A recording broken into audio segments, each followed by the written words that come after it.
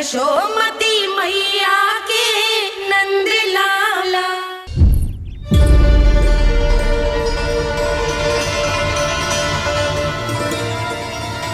हो क्या रहा है वहां? ये क्या दिया है राजकुमारी ने? गुरुदेव, शीघ्र ही कोई मुहूर्त बता दे तो बड़ी कृपा होगी। नंद महाराज, अब क्या नामकरण का मुहूर्त भी मुहूर्त निकाल के बताओगे आप? हैं? क्रोधित क्यों हो रही हो यशोदा? बताता हूँ, धैर्य धरो। हाथ मुंह धो लिया, जल पी लिया, विश्राम कर लिया, अब कितनी प्रतीक्षा करवाओगे? हैं? मैं सब समझ रही हूँ, आप जानबूझ के मुझे सताने के लिए ना बता रहे। मैया कितनी भोली है बाबा, आप क्यों सता रहे हो उन्हें? बस बस बस, इतना भावुक होने की आवश्यकता ना है। बता तो, पंडित जी ने बताया है एक बहुत ही शुभ मुहूर्त आने वाले सप्ताह में ये है। और जानती हो जिस शुभ मुहूर्त किस दिन पड़ेगा? जिस दिन हमारा लल्ला पूरे 100 दिन का हो जाएगा। इससे अच्छा मुहूर्त तो हो ही नहीं सकता। धन्यवाद गुरुदेव।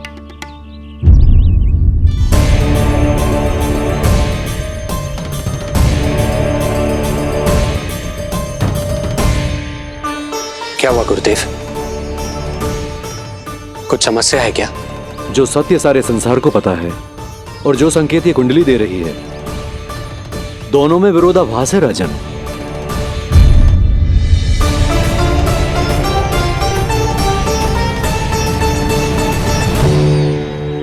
मैंने कहा ना राजन, उसकी चिंता करने की आवश्यकता नहीं है। ये कुंडली मुझसे कह रही है कि आपके भाग्य में केवल पुत्र थे। आपके भाग्य में केवल पुत्र थे, तो पुत्री कैसे हुई? इस कुंडली के अनुसार आपकी दोनों पत्नियों के एक एक पुत्र जीवित हैं।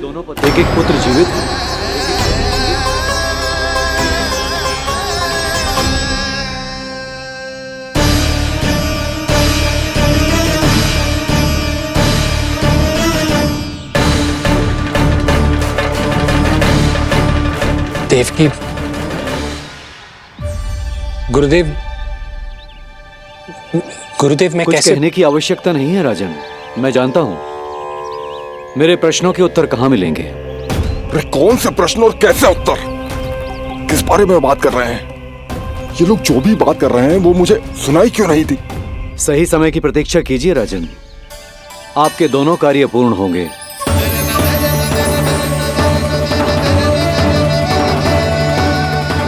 अब आप निश्चिंत होकर जाइए और प्रसन्नता मनाने की तैयारी कीजिए। आपका बहुत बहुत धन्यवाद गुरुदेव। प्रणाम।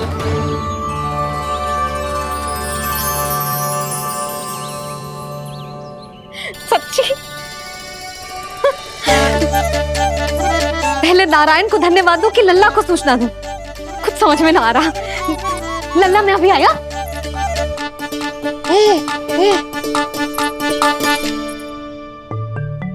आपका बहुत बहुत धन्यवाद नारायण।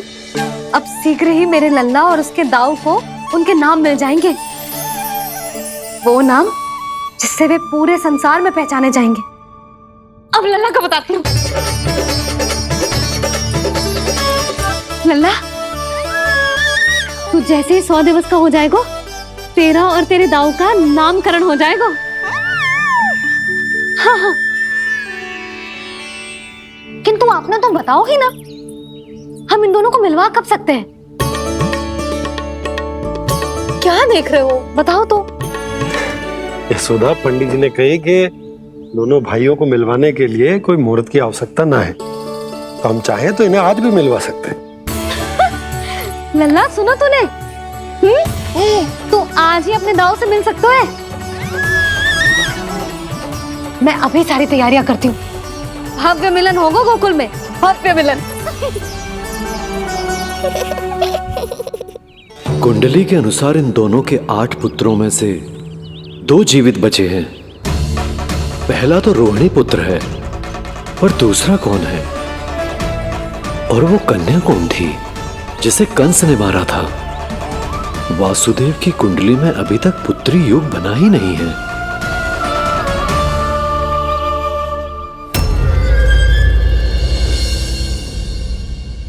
तू मुझको क्या मारेगा, अपनी आयु संभाल। काल तेरा अवतरित रूप है उसका उपाल।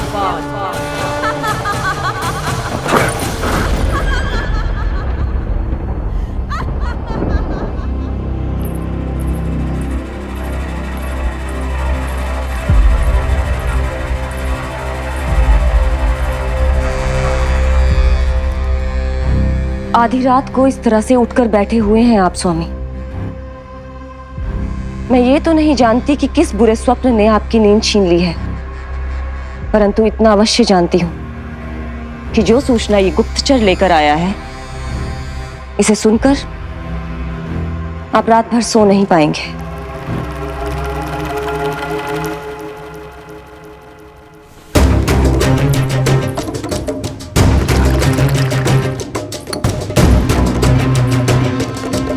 क्या सूचना है? महाराज, उत्कच मारा गया, उत्कच मारा गया, उत्कच मारा गया।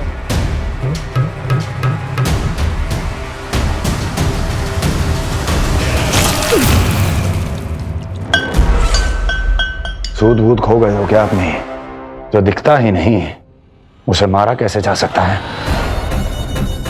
इसने स्वयं देखा था महाराज। जिस शकट में समाकर शक्तासुर उस बालक को कुचलने वाला था, आपके शत्रु ने उसी शकट को चकनाचूर कर दिया।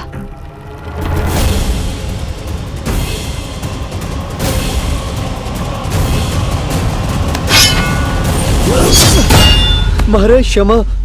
लगता है आपके सैनिक और तलवार दोनों की धार कुंद पड़ गई है महाराज।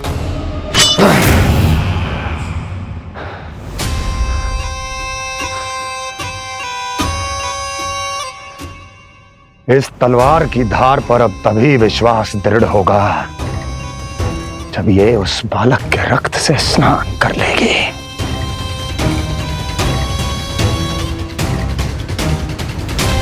और कैसे कैसे?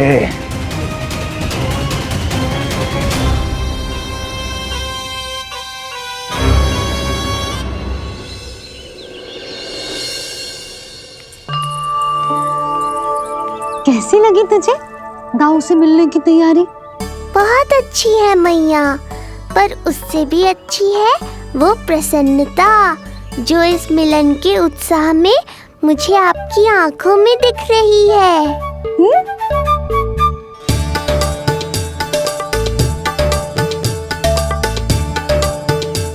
यशोदा, तुमने तो दो भाइयों के मिलन को भी त्योहार बना दिया। हाँ तो जे किसी त्योहार से कम थोड़ी ना है। जे शुभ दिन दोनों भाई के मिलन को पूरा गांव देखेगो। तो फिर अब बड़ी मैया को बुलाओ ना मैया। यशोदा जी, रोहिणी जीजी इतनी प्रतीक्षा क्यों करवा रही है? इतने दिवस से छुपा के रखे हो लल्ला को, अब तो शीघ्रता करनी चाहिए ना, है ना भाभी? प्रतीक्षा अवश्य की है, किंतु फल भी तो मीठा मिलेगा। आती होंगी रोहिणी जीजी।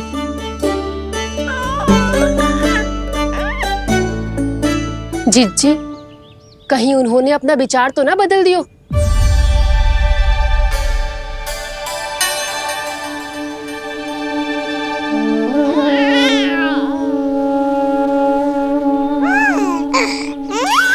कितनी शीघ्र चिंतित हो जाते हो आप सब। देखो आ रहे हैं वो। लाल छुपा रखने को विवश थी नियति की सताई, भूल के भय माज प्रभु की जग सम्मुख है लाई।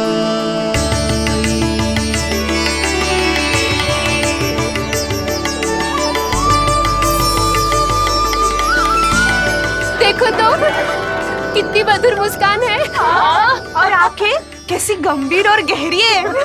अरे अरे, ये तो हमारी नीलमणि की तरह सुंदर भी है।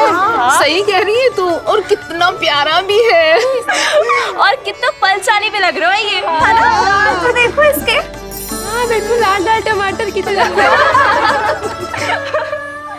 देखो तो, दाऊ आए नहीं कि ये सब की सब मुझे भूल ही गई। अरे हटो सामने से, मुझे भी तो देखने दो।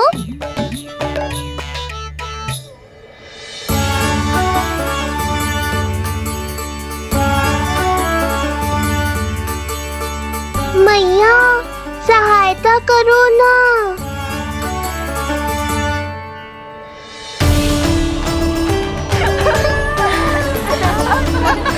चलो हटो सब, हटो हटो हटो, हटो सामने से। चलो, दोनों भाइयों को एक दूसरे से मिलने तो दो।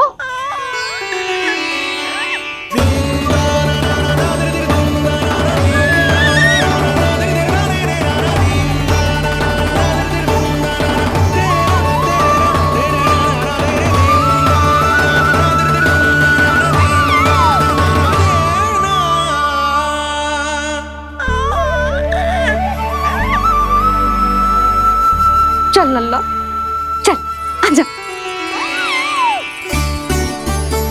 देख लल्ला, आ गए जी तेरे भैया, तेरा दाऊ। जी भर के बातें करो और निहारो एक दूसरे को। लाओ जी, आजा। ये रहे तेरे दाऊ। आओ जी।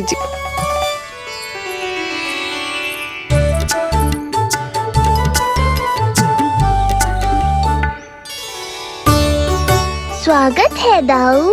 कितनी प्रतीक्षा के बाद अब जाकर आपसे भेंट हुई है।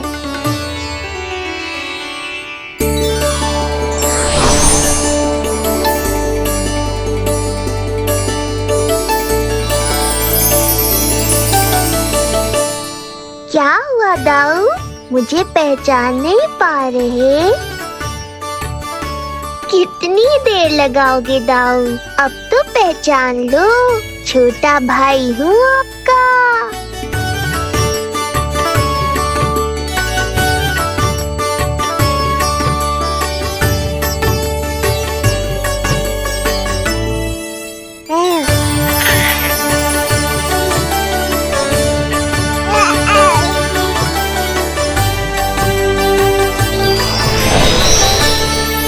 देख प्रभु को भक्त शेष की आंखें है भर आई,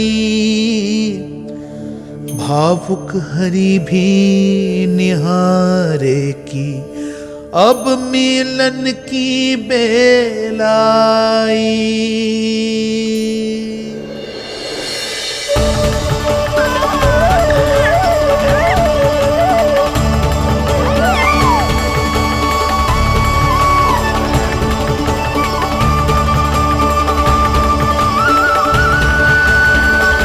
प्रभु, आपके दर्शन पाकर मैं धन्य हो गया।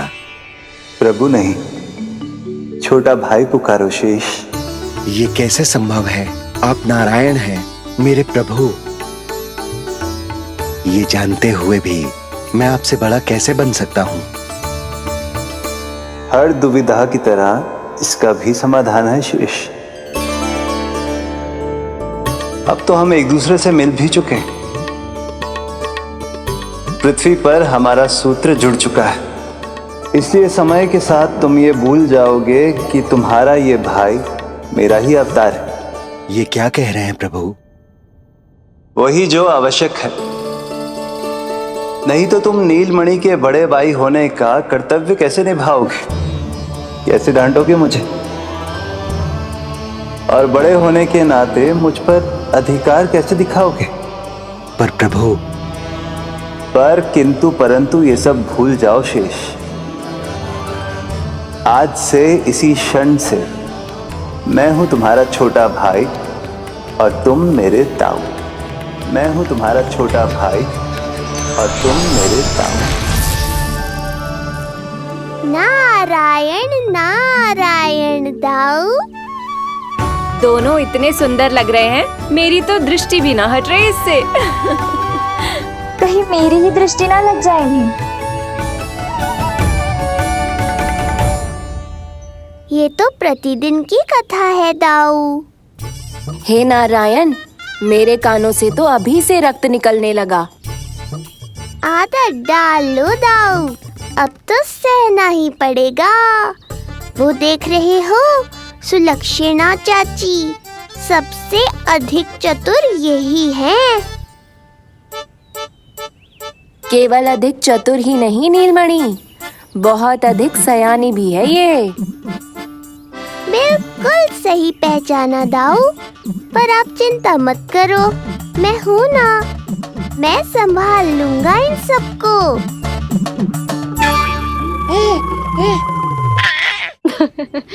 देखो तो जिज्जी, इन दोनों की दृष्टि एक दूसरे से ऐसी चिपक गई है कि अब हटने का नाम ही ना ले रही।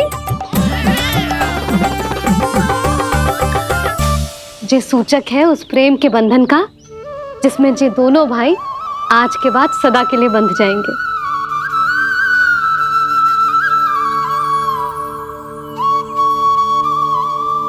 मुझसे भूल हो गई यशोदा, मैंने इन दोनों को पहले ही मिलवा देना चाहिए था।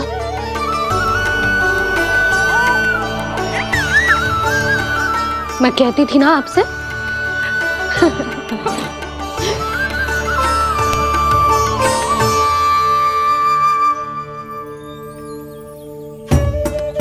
आई मैं।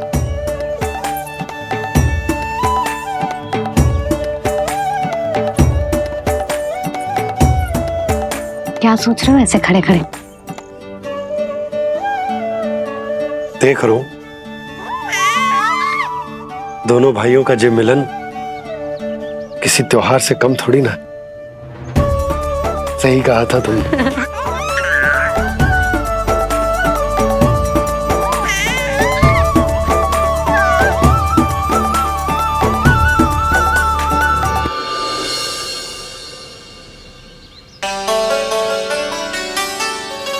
सुना ना तूने जो गोपिया क्या कह रही थी कि नीलमणि का दाऊ कितना बलशाली है। इसका तो यही अर्थ हुआ ना कि नीलमणि अपने दाऊ जितना बलशाली ना है। अब समझा मैया कि आज मुझसे इतना व्यायाम क्यों करवाया जा रहा है। पर मुझे पता है मेरा नीलमणि सबसे अधिक बलशाली है। हाँ। उज्जवल ने कही थी ना, नीलमणि ने यूं उड़ा दिया था काले कौवे को मथुरा की ओर। और उज्जवल ने तो ये भी कही थी कि नीलमणि ने अपने पांव से सकट पे प्रहार भी किया था। कैसे किया था प्रहार? ऐसे किया था। लग गई मैया को। कैसे किया था? फिर से बता कैसे किया था?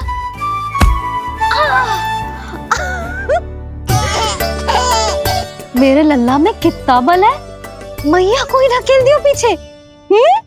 अच्छा ही है कि आप उज्जवल के कहे को गंभीरता से नहीं ले रही, नहीं तो आपका ये रूप मैं कैसे देख पाता मैया।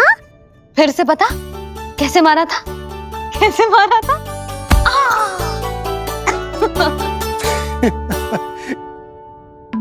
लल्ला तू बड़े के जैसे कब से हंसने लगो?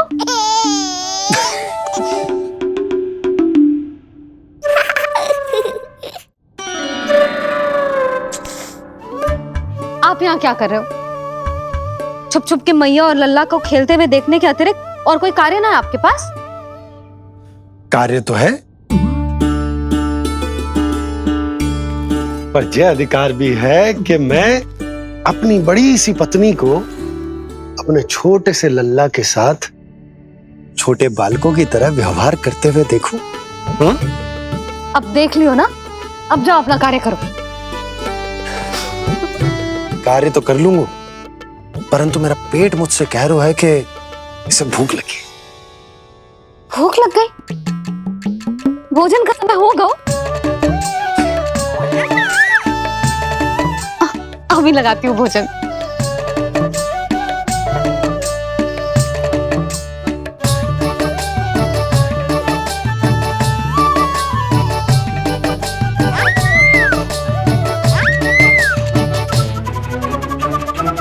क्या हुआ लल्ला, इतना उतावला क्यों हो रहा है तू?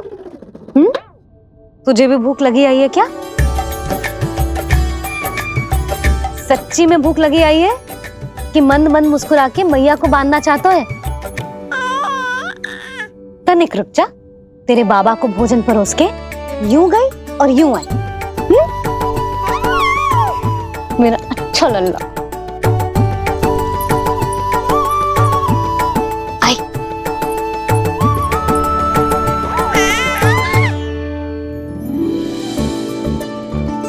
आज केवल रोटी है खाने में? ना, दाल है ना, तरकारी भी है, दही है, लड्डू भी है। तो दाल ले आओ। अभी लाई है।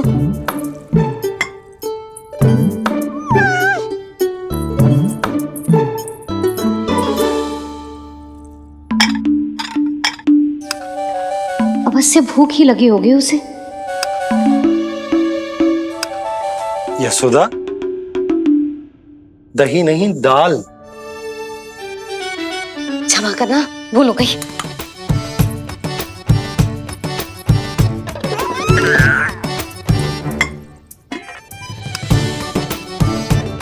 यशोदा, दाल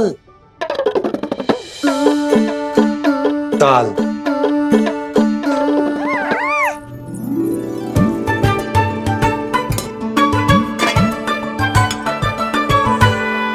अब ऐसे क्या देख रहे हो? बोला ना भूल हो गई।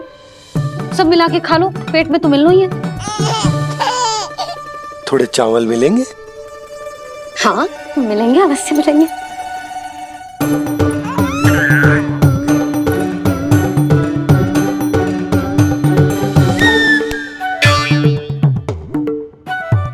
लड्डू नहीं, चावल।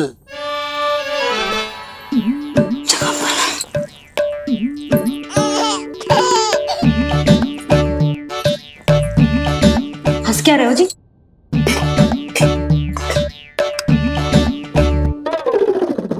आज व्यायाम भी बहुत कस के करवाओ था मैंने, कहीं अधिक भूख तो ना लगी होगी।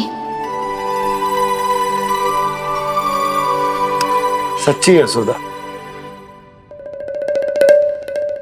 बिल्कुल ना बदले तू। पहले रामू की चिंता में व्याकुल रहती थी और अब हम नीलमणि में तुम्हारा मन लगा रहते। हाँ तो लल्ला भूखा हो और मैया का मन व्याकुल भी ना हो, ऐसा हो सकता है भला? फिर तो दूध पिला दो ना उसको। जाऊं? शीघ्र जाओ। किंतु आप तो खा रहे हो ना पतिदेव। वही तो यशोदा, मैं खा रहा हूं, किंतु वो भूखो है। जाओ। ठीक है। यहाँ थी तो लल्ला की भूख के लिए चिंतित थी, अब वहां जाएगी तो पक्का मेरे भोजन के बारे में चिंता करेगी। कहीं आधे ही भूख में ना उठ जाए तेरे बाबा, उन्हें कुछ और चाहिए होगा तो? सही कहा था बाबा ने, वहाँ मेरी चिंता थी, यहाँ बाबा की चिंता है। सच्ची मैया, अनोखी हो आप। अरे इतने से पेट भर गया तेरा? ना, ये वाली मुस्कुराहट तो मत ही दिखा मुझे। इतनी शीघ्र तेरा पेट भर ही ना सकता। मैया जानती है अपने लल्ला की भूख।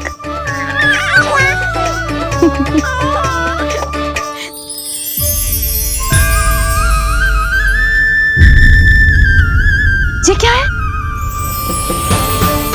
लल्ला? ये क्या था तेरे मुंह में, दिखा। ओहो, मैं तो भूल ही गया था कि मेरे भीतर ही तो सारी सृष्टि समाई हुई है। मैया ने उसकी झलक देख ली, अब क्या होगा? क्या हुआ यशोदा?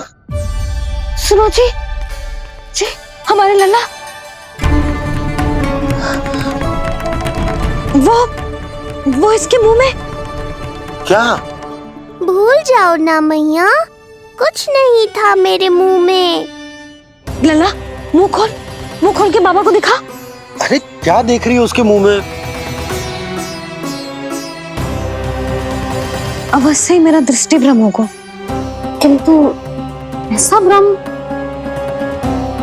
अरे बताओ ना यशोदा, या फिर मुहूर्त शीघ्र ना बताने की बात का प्रतिशोध ले रही हो तुम? ना ऐसी बात ना है। तो फिर बताओ ना क्या बात है? हा? मैंने लल्ला के मुंह में कुछ देखो। क्या देखो? अब फंस गया मैं। मैया बाबा को सब कुछ बता देंगी और राय का पहाड़ बन जाएगा।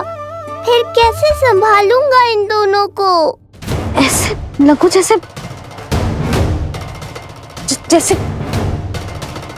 जैसे पूरा का पूरा ब्रह्मांड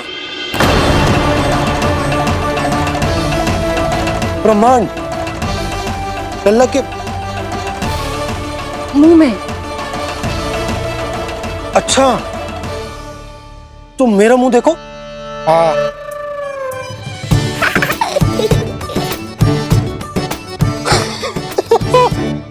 ब्रह्मा,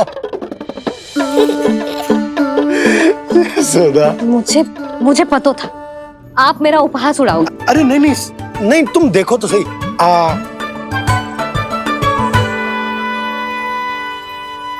ब्रह्मांड ना सही, गोकुल तो दिखना चाहिए। अरे गोकुल को राजा हूं मैं, है कि ना? है? देखो, अरे देखो। धन्यवाद बाबा, आपने इस बात को गंभीरता से नहीं लिया, इसलिए अब मैया भी नहीं लेंगी। आज तो बचा लिया आपने। आज के बाद ना आपको कुछ बताऊंगी ही ना। आप जाओ, नामकरण उत्सव की तैयारी करो।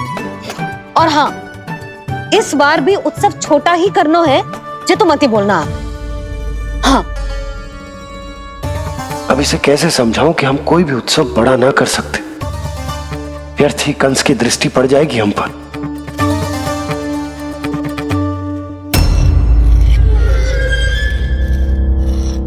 लगता है आपके सैनिक और तलवार दोनों की धार कुंद पड़ गई है महाराज।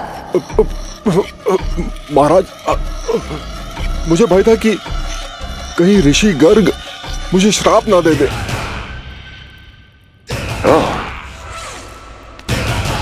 तो श्राप से भयभीत हो गए दुर्जन, किंतु कंस तो कोई श्राप नहीं देता, सीधा मृत्यु देता है। ऐसा न करे महाराज, दया करे, दया निदान।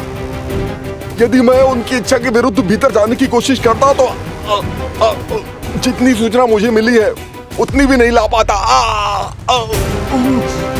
तब आपको कैसे पता चलता महाराज कि आपकी बहन और बहनोई मात्र अपनी मृत संतानों के श्राद्ध के लिए वहां नहीं गए थे?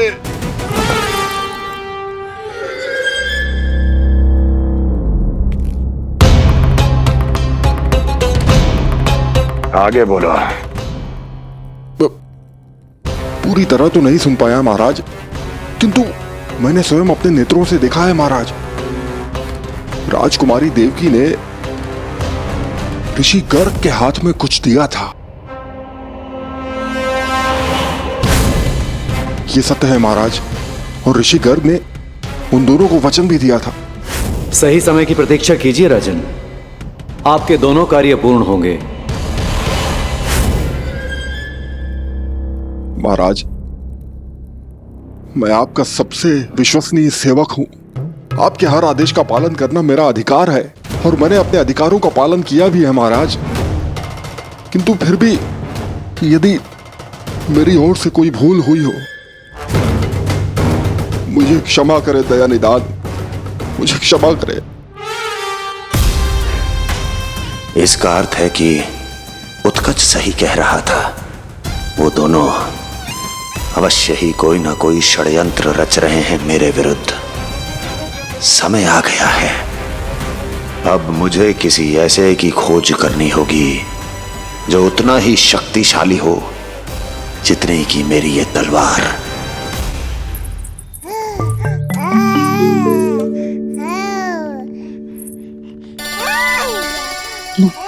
अभी से पुकारने लगो जी। अभी तो आई हो रसोई में।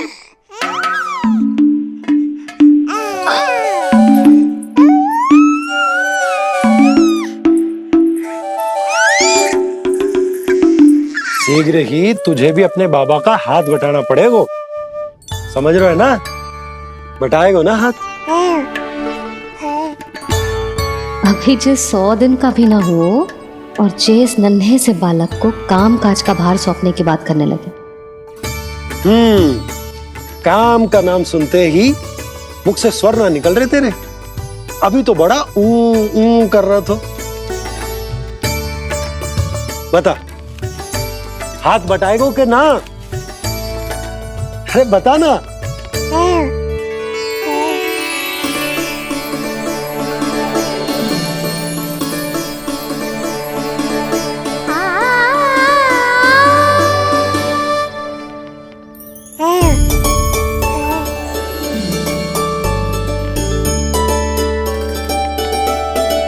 कल तू पूरा 100 दिन को हो जाएगा लल्ला।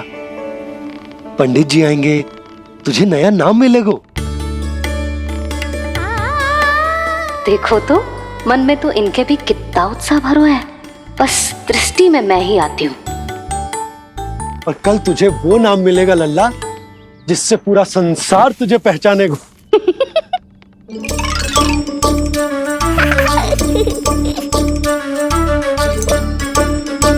अब लल्ला कितना कार्य शेष है और तूने मुझे बातों में लगा लियो। मुझे क्यों फंसा रहे हो बाबा? छुपाने की कोई आवश्यकता ना है।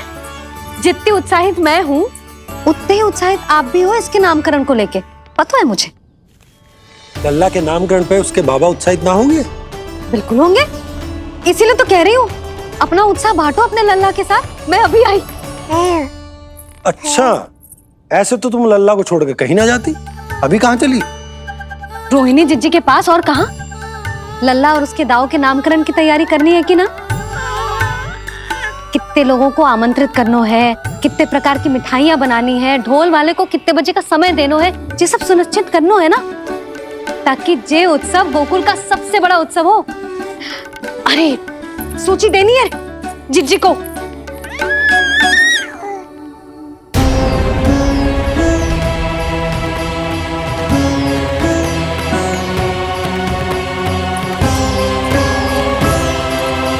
सबकी कोई आवश्यकता ना है। आवश्यकता ना है मतलब? कहना क्या चाहते हो आप? मैं ये कहना चाहता हूं कि यशोदा, सत्य तो ये है कि हमें दुख में ना अत्यधिक दुखी होना चाहिए और ना सुख में अत्यधिक उत्साहित। प्रसन्नता कितनी भी क्यों ना, हमें उत्सव संयम से ही मनाना चाहिए। इतने वर्ष संयम ही तो रखा था ना नंद जी। ये समय संयम का ना आनंद से बावले हो जाने का है। यशोदा, हम आयोजन छोटा ही करेंगे। मैं कुछ सोच समझ कर ही तो कह रहा हूं। पर क्यों? मुझे भी तो समझाओ। हर बात समझाने की ना होती है यशोदा। अच्छा, पति पत्नी में भेद हो तो है? ठीक, मैं कोई भेद ना रखूं। जो भी अब तक मैंने तुम्हें ना बताया है वो सब बताऊं। ओहो, क्या कर रहे हो बाबा? कंस के बारे में कुछ बता मत देना मैया को। वो मंगला है ना, उसने आज शाम को ही बछड़ा दियो और भाद्रपद का मास लगभग बीतने को ही है, तो धीरे धीरे शरद ऋतु आ जाएगी, दूध की हानि भी कम हो जाएगी। हा? और वो सरजू है ना, उसको बैद जी ने पूरे पखवाड़े का विश्राम के लिए कहा है। क्यों? क्योंकि वो ठाट से गिर गए थे और गिरते समय उसे भीतरी चोट लग गई थी। अरे और... बस बस बस, ये सब मुझे क्यों बता रहे हो? इसका नामकरण से क्या संबंध? तुम्ही ने तो कही ना कि पति पत्नी के बीच में कोई भेद ना होता। तो मुझे जो भी बात पता है मैं तुम्हें बताऊंगा। कितनी समझदारी से बात बदल देते हो आप। और भोली भाली मैं आपकी बातों में आ जाती हूँ और इस सब में असली बात तो रह ही जाती है। किंतु आज बात मेरे लल्ला की है। उत्सव तो विशाल ही होगा और इस बारे में कछु और ना सुनूंगी मैं। आप लल्ला का ध्यान रखो, मैं जा रही हूँ रोहिणी जीजी के पास। यशोदा,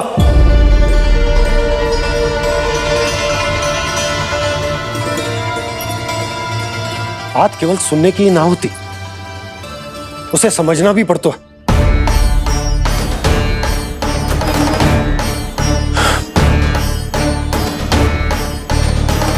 विश्वास है ना मुझ पर? मैं कुछ सोच समझ कर ही कर रहा हूं ना। उत्सव तो छोटा ही होगा।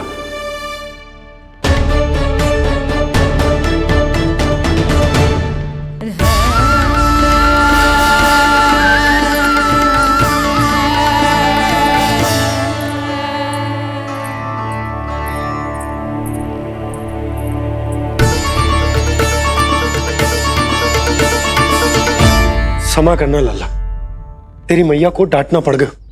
आपको मेरी सुरक्षा की चिंता है बाबा, समझता हूँ मैं, इसलिए आपने ये निर्णय लिया है। समझ में नहीं आता, कब कौन सा निर्णय क्यों लेते हैं आप? यदि कंस को समझना इतना आसान होता तो कंस नहीं होता। ये नया सिंहासन उसके लिए है जो मेरा विश्वास पात्र बनेगा। मेरे दाहिने हाथ की तरह मेरे मन के सबसे निकट होगा वो। मंत्री परिषद में विशेष स्थान की प्राप्ति होगी। मेरे बाद पूरे राज्य के लिए उसी का वचन होगा। शासन, किंतु ये अधिकार केवल उसे प्राप्त होगा जो मेरी परीक्षा में उत्तीर्ण होगा। मेरा सबसे महत्वपूर्ण कार्य करेगा वो। इसलिए जाओ, कह दो सभी बाहुबलियों को, महाबलियों को, दैत्यों को, दानवों को, प्रेतों को, पिशाचों को, सभी को यह सूचना दे दो ना ना ना ना, सूचना नहीं, चुनौती दो कि यदि साहस है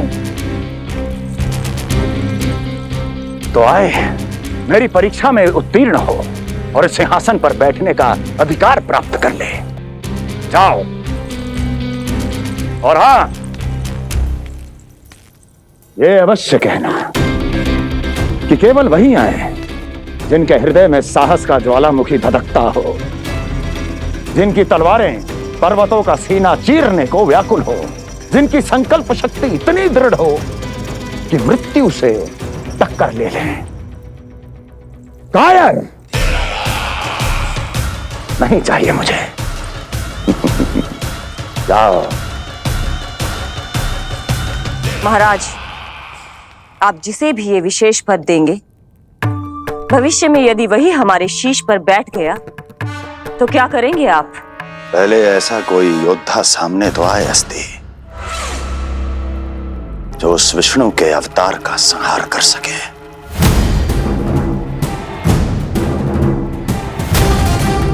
और जहां तक प्रश्न है हमारे शीश पर बैठने का,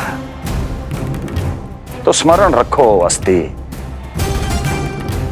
कंस को अच्छी तरह आता है ऐसे दुस्साहसियों को बीच दरबार में खड़ा करके अपनी उंगलियों के संकेत पर नृत्य करवाना। ता दीर्घ ता और अपना कार्य सिद्ध होने के बाद उनके तन से उनके शीश को उतारना। कंस को भली भांति आता है।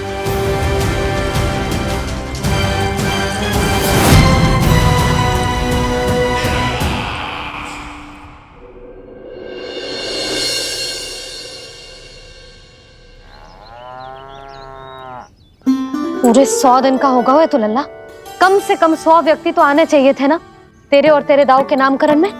हाँ, अब तुम मुस्कुरा क्या रहो है?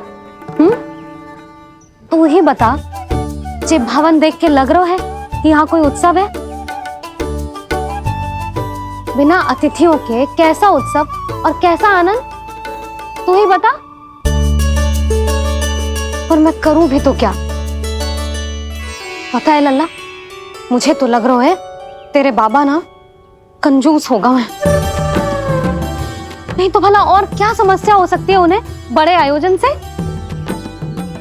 अरे गोकुल के राजा का लल्ला है तू, राजकुमार। यदि तेरा आयोजन बड़ा ना होगो तो भला किसका होगो?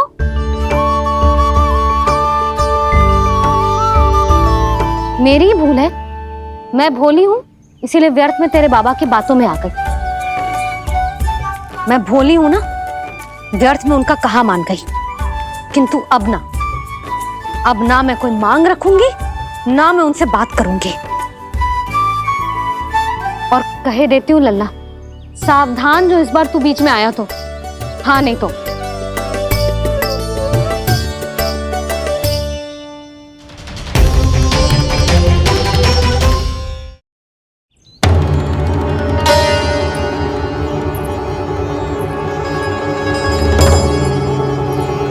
क्या होगा?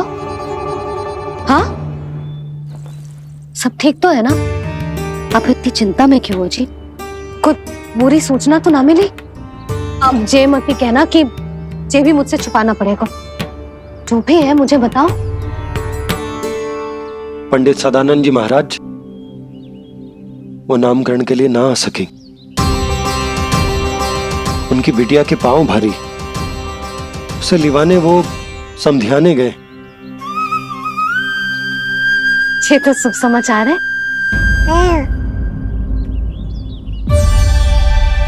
किंतु मेरे लल्ला का नामकरण अब वो सही मुहूर्त पे कैसे होगा? वही तो समझ ना आ रहा। ऐसे मन छोटा करने की आवश्यकता नहीं है मैया बाबा।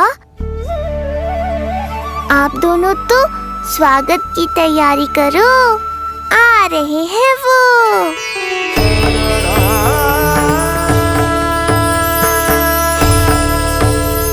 लो, आ गए वो जिनकी मुझे प्रतीक्षा थी। आप दोनों व्यर्थ ही चिंता कर रहे थे।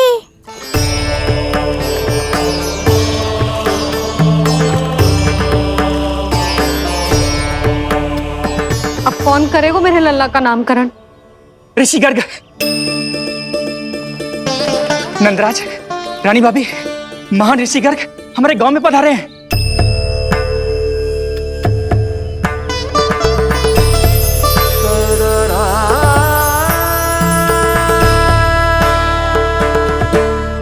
ऋषि गर्ग गोकुल में? हाँ नंदराज, और कह रहे थे उन्हें यादव राज वासुदेव जी ने भेजो है रानी जी के पास। अरे तो तुम लोग खड़े खड़े क्या देख रहे हो? जाओ उनके सत्कार की तैयारी करो। जी यशोदा, उनके स्वागत की तैयारी करो। सुनो जी, वो तो यादवों के कुलगुरु है ना, रोहिणी जीजी के यहाँ आए हैं, हमारे यहाँ आएंगे। आप देखती जाओ मैया, वो सीधे हमारे घर ही आएंगे।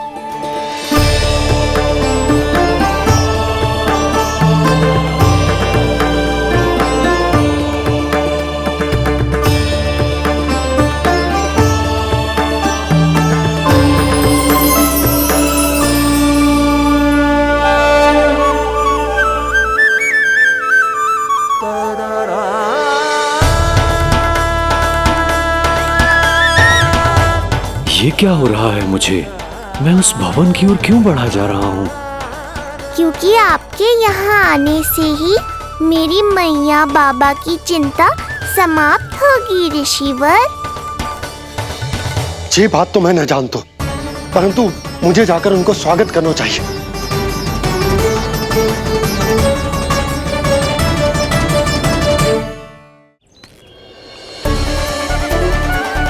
गुरुदेव, कल्याण हो। भगवान श्री नारायण के महान भक्त आज हमारे गांव में पधारे। हमारा जीवन सफल है गयो आज। वो भवन आपका है नंदराज? आपके शुभ चरण पड़ेंगे तो हमारा जय भवन पवित्र हो जाएगा। इतने बड़ी ऋषि अगर हमारे घर पधारेंगे तो हमारे तो भाग्य ही संवर जाएंगे। मैया आपके दर्शन को तरस रही है ऋषिवर, संकोच मत कीजिए, अब आ भी जाइए। पधारिए गुरुजी। न जाने क्यों मेरे पांव अपने आप ही आपकी भवन की तरफ जाने को व्याकुल है नंदराज। पधारिए गुरुदेव, आइए।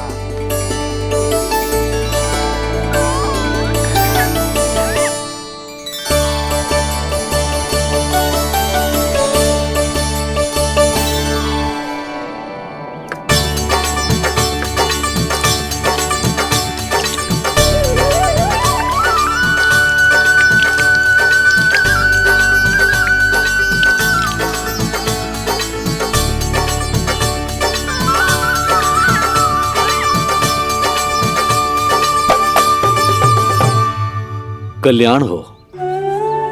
पधारिए।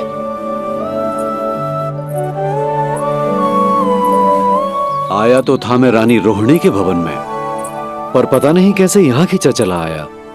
विराजिए गुरुदेव।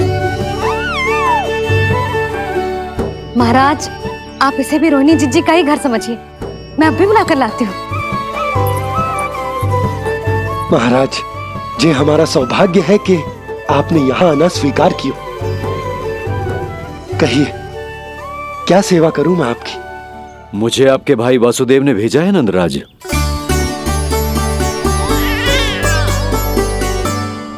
प्रणाम गुरुदेव। स्वामी जी ने आपसे इतनी दूर आने का आग्रह किया है, अवश्य ही कोई बड़ा कारण होगा। कारण तो है, आपके पुत्र का नामकरण करने आया हूं मैं यहाँ।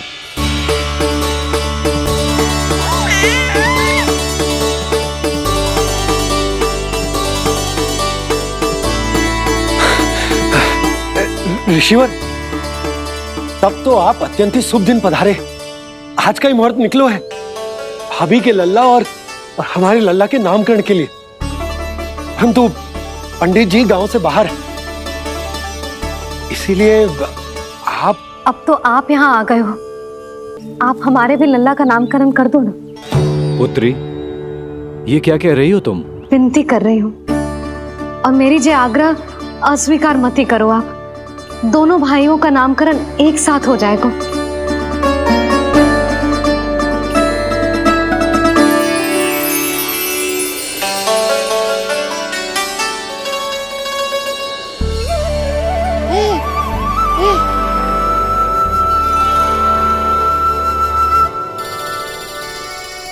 कितने प्यारे और निर्दोष बालक हैं।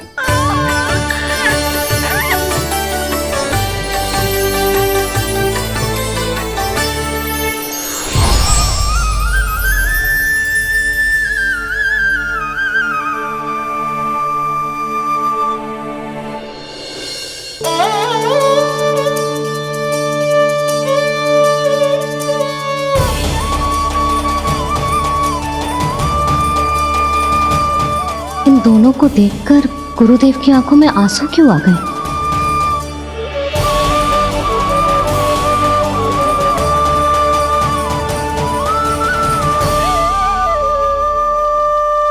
ये क्या कर रहे हैं ऋषिवर? संभालिए अपने आप को, नहीं तो मेरा रहस्य खुल जाएगा आज। अरे ऋषिवर, हाथ मत जोड़िए। इससे पहले कि गड़बड़ हो जाए, अपनी नमस्कार मुद्रा को आशीर्वाद मुद्रा में बदल दीजिए। बात को समझिए, मैंने ये अवतार मैया और लल्ला के अद्भुत संबंध का अनुभव करने के लिए लिया है, पर आपकी भावुकता के कारण यदि मैया को मेरा सत्य पता चल गया तो ये संबंध ही बदल जाएगा।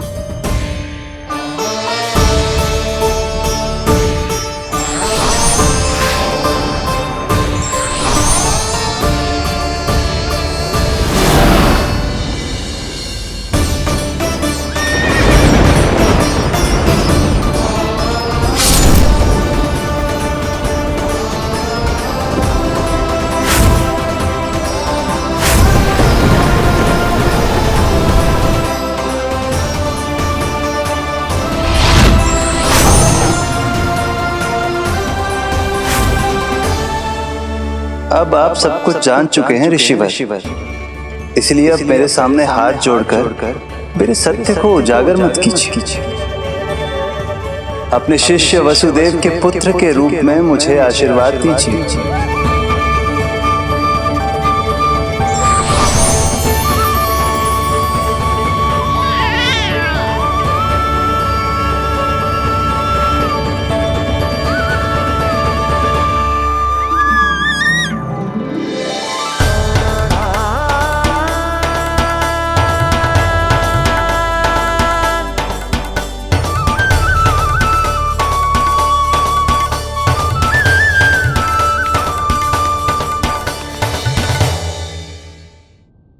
ऋषिवर, आप मौन क्यों हैं? और आपकी आंखों में आंसू, सब कुछ ठीक है ना? अब तो आप हमारे लल्ला का नामकरण करोगे ना? इन दोनों का नामकरण करना मेरा सौभाग्य होगा पुत्री।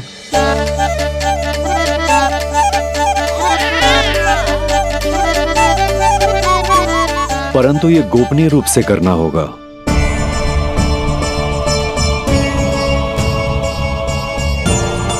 अवश्य ही स्वामी का आग्रह होगा, ताकि कंस की बुरी दृष्टि हमारे पुत्र पर ना पड़े।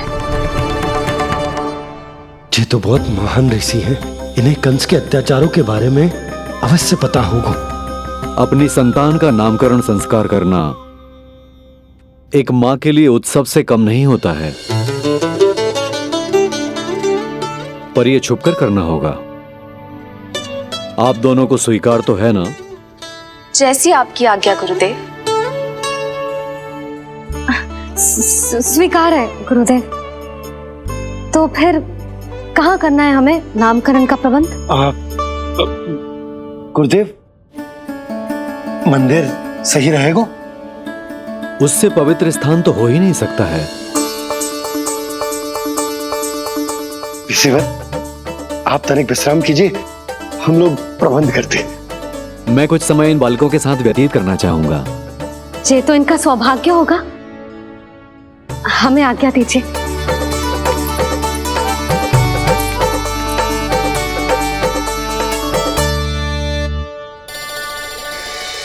प्रभु, स्वयं भगवान होकर भी आपको बंदी गृह में जन्म लेना पड़ा। अब अपनी मां को छोड़कर दूसरी मां के यहां पलना पड़ रहा है। जब से गोकुल आए हैं छुप छुप कर रहना पड़ रहा है। इतनी नन्ही सी अवस्था में दुष्ट कंस के कितने ही आक्रमणों का सामना कर चुके हैं आप। और जिस उत्सव में सभी सप्तऋषियों और सभी देवी देवताओं को साक्षी बनकर आना चाहिए, उस नामकरण उत्सव को यहां एकांत में करना पड़ रहा है। क्यों प्रभु, इतने कष्टों को सहकर ये अवतार क्यों लिया है आपने? दुष्टों का नाश करने के लिए, धर्म की स्थापना करने के लिए और सबसे अधिक मैया की ममता का अनुभव करने के लिए। पर इसके लिए इतने कष्ट? मानव जीवन लिया है तो कष्ट तो उठाने ही पड़ेंगे ऋषिवर। मानव जीवन की आंच जला रही है, फिर भी आप मुस्कुरा रहे हैं प्रभु। ये कैसा अनोखा अवतार है। आंच में जलकर भी यदि मैं नहीं मुस्कुराऊंगा तो अपने भक्तों को क्या शिक्षा दूंगा मैं? आज एक कंस का प्रकोप है, भविष्य में सहस्रों कंस होंगे और आने वाले युगों में होंगे अनगिनत कंस। उस समय मेरे भक्तों को पता होना चाहिए कि अपने कष्टों को कैसे सहना है और धर्म के पथ पर अडिग कैसे रहना है।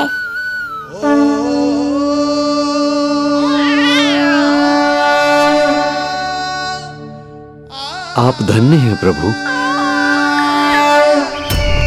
देखा अस्ति, जब सिंह दहाड़ता है तो वन के सभी जीव जंतु इकट्ठे हो ही जाते हैं। वो सब जो मेरा विश्वास पात्र होने का अधिकार और ये सिंहासन पाना चाहते हैं, सामने आए। बुद्धि के बिना बल अपंग होता है महाराज, और मेरे पास बुद्धि और बल दोनों हैं। आप केवल आदेश दीजिए किसका संहार करना है।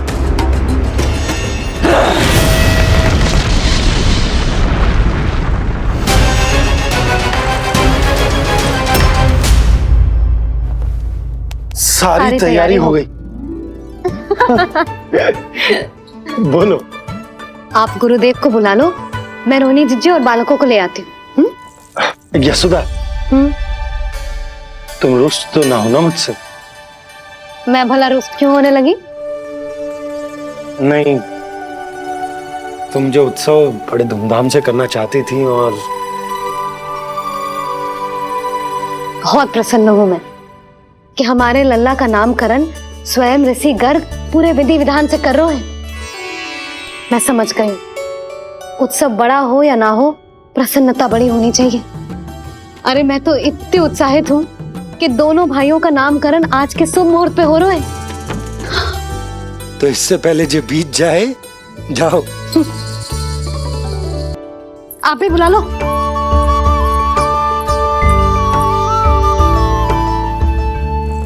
यहाँ सब के सब एक से बढ़कर एक है, तो फिर अपने कार्य के लिए किसका चुनाव सबसे पहले करूं? मेरा सामर्थ्य तो आपने अभी तक देखा ही नहीं महाराज। चुटकी बजाकर शत्रुओं का विनाश कर सकता हूं मैं।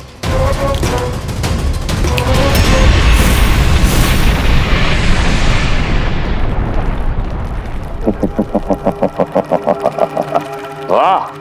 किंतु आपने तो बताया ही नहीं कि करना क्या है। वध करना है, एक नवजात बालक का वध।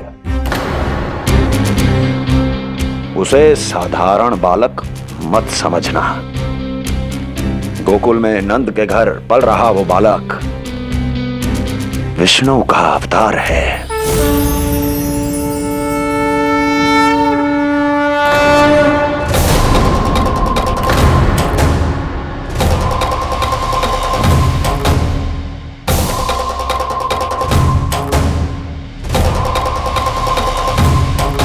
क्या हुआ?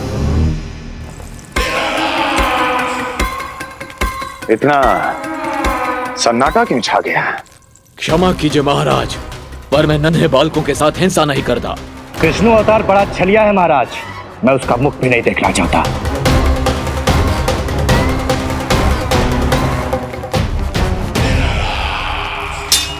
जाने दो इन्हें। वैसे भी इस सिंहासन के लिए मुझे कायरों की कोई आवश्यकता नहीं। जाने दो।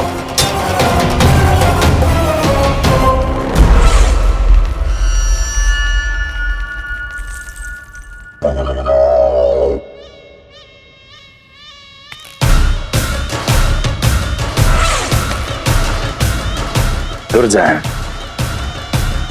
क्या कहा था मैंने कहा था केवल वही आए जिनके हृदय में साहस का ज्वालामुखी धधकता हो, जिनकी तलवारें पर्वतों का सीना चीरने के लिए व्याकुल हो, जिनकी संकल्प शक्ति इतनी दृढ़ हो कि वो मृत्यु से टक्कर ले जाए। वही होगा इस सिंहासन का असली अधिकारी। महाराज,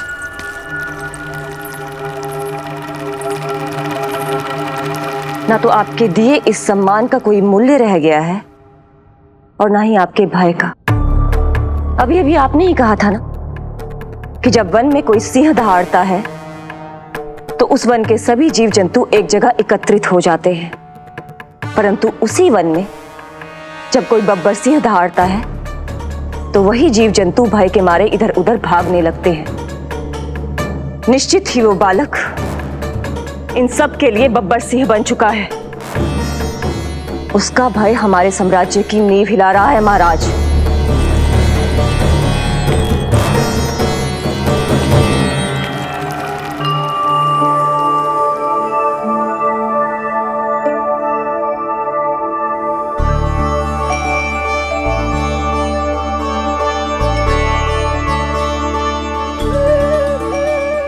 हे नारायण, मेरा मार्गदर्शन कीजिए।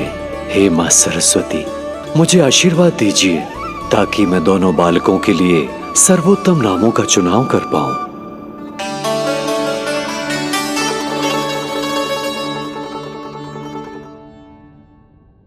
आपके पुत्र को बड़े भाई के कर्तव्य का निर्वाह करना है और इस दायित्व को प्रभु श्री राम से अच्छा किसने निभाया है? जैसा अटूट संबंध उनका अपने भाइयों के साथ था, मैं श्री नारायण से प्रार्थना करता हूं कि वैसा ही प्रेमपूर्ण संबंध इसका भी अपने छोटे भाई के साथ हो।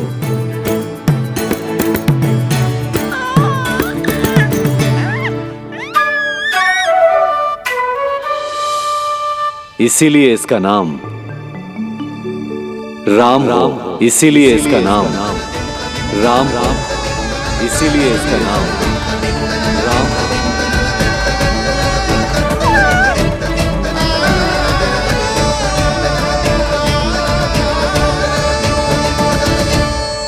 बड़े भाई में आदर्श, न्याय, संकल्प बल के साथ साथ शारीरिक बल भी होना चाहिए। मैं देख पा रहा हूं ये बालक इन सब बलों के लिए जाना जाएगा। इसलिए जो नाम इसके व्यक्तित्व के लिए सबसे उचित है वो है बलराम। बलराम, बलराम।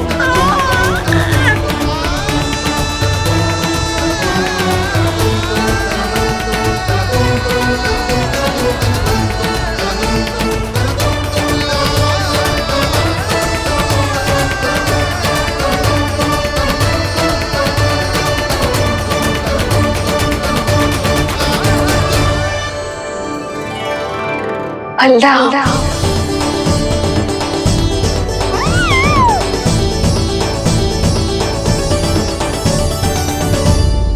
तो फिर उसका नाम बल राम रखना।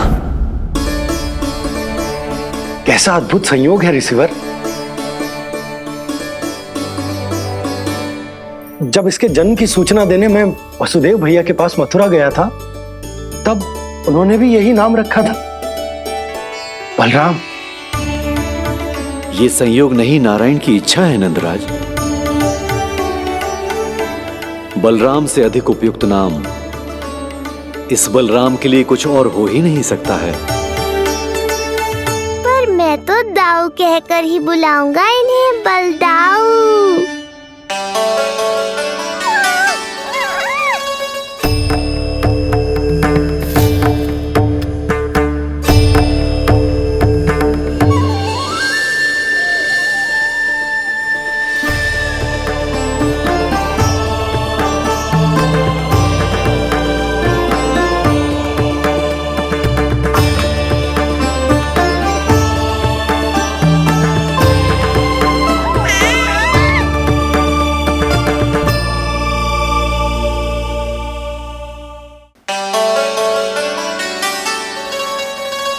सुना पुत्र, आज से तुम्हारा नाम होगा बलराम। बलराम, बलराम।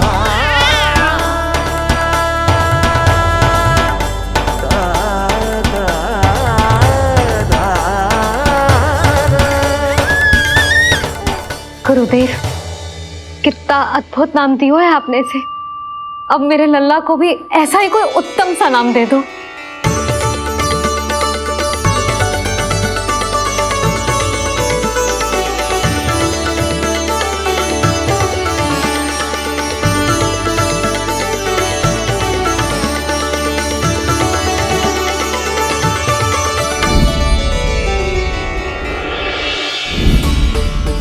ये कठिन दायित्व आपने ही मुझे सौंपा है प्रभु, इसे निभाने की क्षमता भी आप ही दीजिए।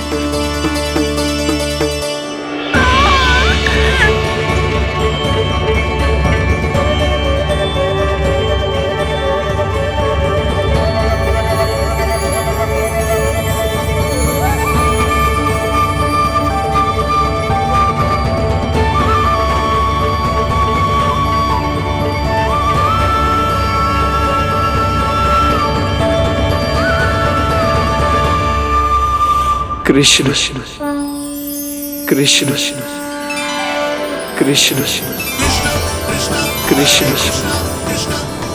कृष्ण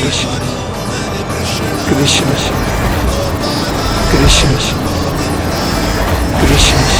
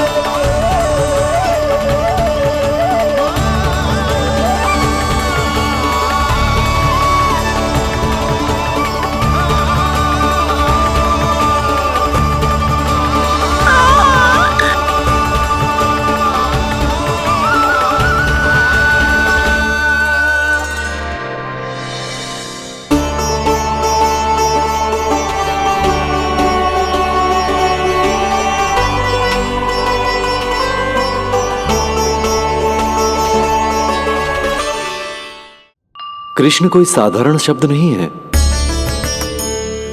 ये अनेक विशेषताओं से भरा हुआ है। क बना है कमलकांत से, अर्थात वो जो श्रीपति विष्णु जैसा हो।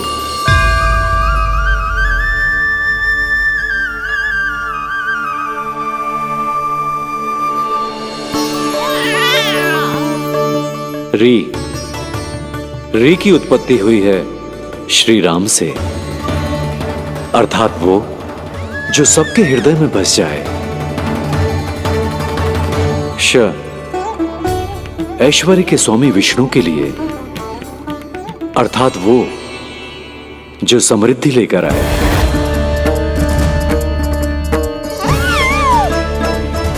और ना है नरसिंह के लिए, अर्थात वो जो रक्षा करे। और अंत में आकार की मात्रा सूचक है अग्निदेव का, अर्थात वो जो स्वयं तप कर सबको पवित्र कर दे।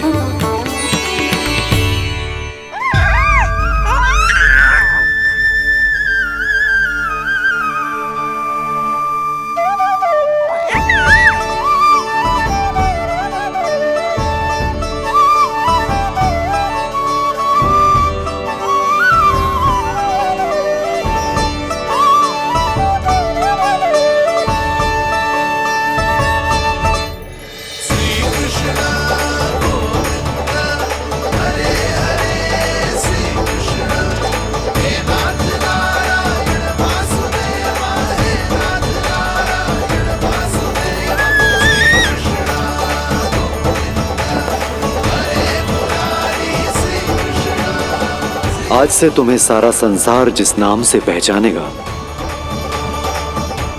वो नाम है कृष्ण। वो नाम है कृष्ण। वो नाम है कृष्ण। वो नाम है कृष्ण। कृष्ण कृष्ण कृष्ण कृष्ण कृष्ण कृष्ण कृष्ण कृष्ण कृष्ण कृष्ण कृष्ण कृष्ण कृष्ण।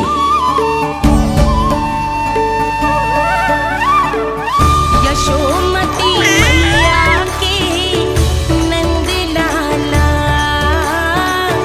यशोमती मैया के नंद लाला।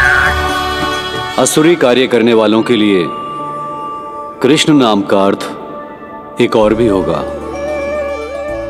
वो घनी अंधेरी रात जिसमें इसने जन्म लिया।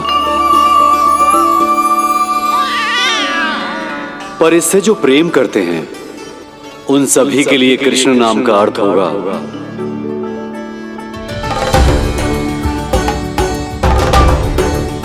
अतुलनीय सुंदरता और अथाह प्रेम।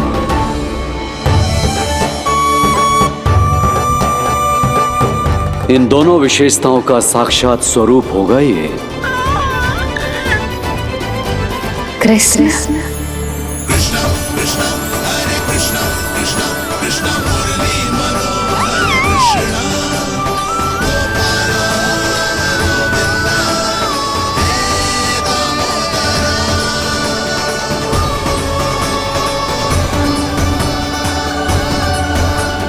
कान्हा के नटखट लीला और मजेदार कारनामे देखने के लिए चैनल को सब्सक्राइब करें और बेल आइकॉन दबाना ना भूलें।